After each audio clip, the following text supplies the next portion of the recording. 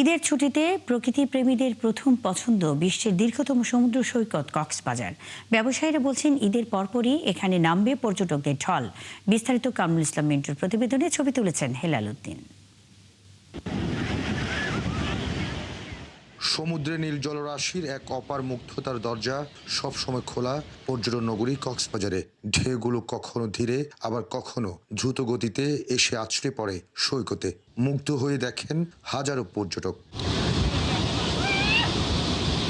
কেউ ছবি তোলেন, আবার কেউ নিঃশব্দে অনুভব করেন সমুদ্রের না বলা বার্তা। তাই ঈদের লম্বা ছুটিতে হাজারো পর্যটক আসছেন সমুদ্রের কাছে। পর্যটকদের সে ভ্রমণ আনন্দময় করতে প্রস্তুতি শেষ করেছে হোটেল মোটেল কটেজগুলো। রয়েছে নায়াসিনামাইড ও স্যালিসাইলিক সমৃদ্ধ লিলি ফেস ওয়াশ, যা ফেসের ডেড স্কিন সেল দূর করে দেয় দ্বিগুণ ফাস্টার ব্রাইটেনিং। আলোকসজ্জা, আরামদায়ক পরিবেশে সাজানো হয়েছে প্রতিটি কক্ষ। সমুদ্রের পাশের হোটেলগুলো থেকে সরাসরি উপভোগ করা যাবে ঢেউয়ের গর্জন আর সূর্যাস্তের মনোমুগ্ধকর দৃশ্য।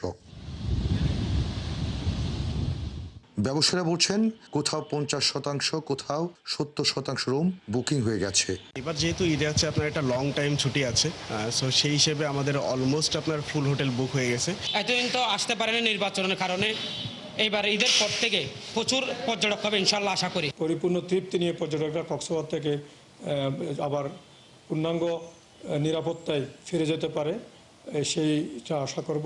বিপুল সংখ্যক পর্যটকের আগমনকে সামনে রেখে বাড়ানো হয়েছে নিরাপত্তা ব্যবস্থা।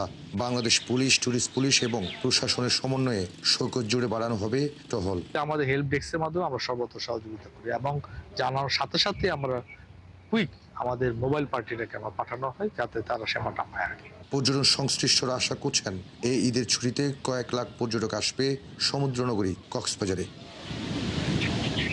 কামরুল ইসলাম মিন্টু, ৭১, কক্সবাজার।